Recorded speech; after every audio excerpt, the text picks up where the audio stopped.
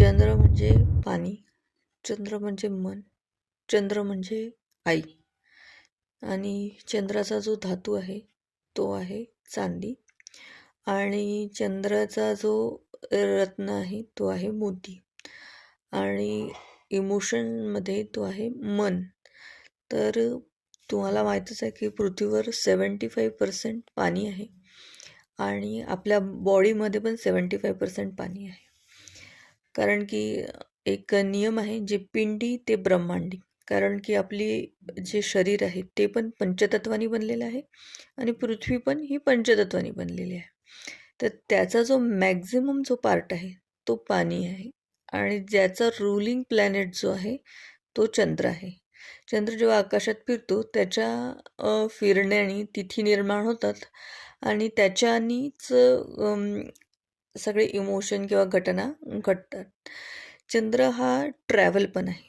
कारण की तुम्ही आकाशात पाहिलं असेल की चंद्र एका ठिकाणी कधीच नसतो. तुम्ही आता पहा, पुन्हा 5 मिनिटांनी पहा, त्याची पोझिशन चेंज झालेली असते. चंद्र हमेशा ट्रॅव्हल करतो. सगळेच ग्रह ट्रॅव्हल करतात, पण चंद्र एक सेकंड पण थांबत नाही. तो कंटिन्युअसली आपल्याला मूव्हिंगमध्ये आपण प्रत्यक्ष डोळ्यांनी आकाशामध्ये पाहू शकतो. तर चंद्र हा ट्रॅव्हलला पण रूल करतो आणि चंद्र हा फूडला पण रूल करतो. आणि चंद्राचं जे धातू आहे ते आहे चांदी आणि चंद्र जे आहे ते ज्या आपल्या आई समान ज्या लेडीज असतात त्यांना पण आपण मूनमध्येच पाहतो.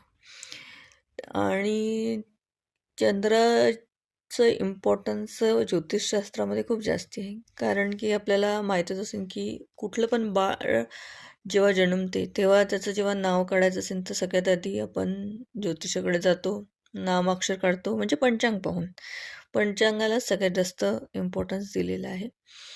तर जेव्हा बाळ जन्म घेते त्यावेळेस चंद्र कुठल्या राशीत आहे आणि राशीमध्ये नक्षत्र येतात तर कुठल्या नक्षत्रात आहे त्याच्यावरून बाळाचं नाव ठरवलं जाते.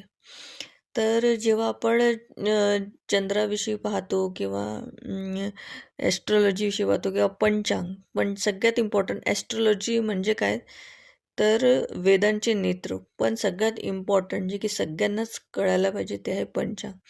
तर पंचांग जे आहे ते पूर्ण पद्धतीने चंद्रावर निर्भर करते.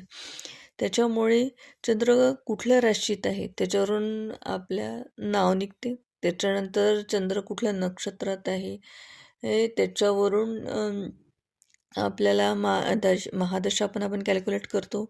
गोचर पण आपण पाहायचं असेल त्याच्यात पण प्रश्नकुंडली टाकायची असेल त्याच्यात चंद्राचं खूप जास्त इम्पॉर्टन्स आहे. तर पुढच्या आपण व्हिडिओमध्ये बघू की 12 राशी आणि मग नक्षत्र त्याच्यानुसार.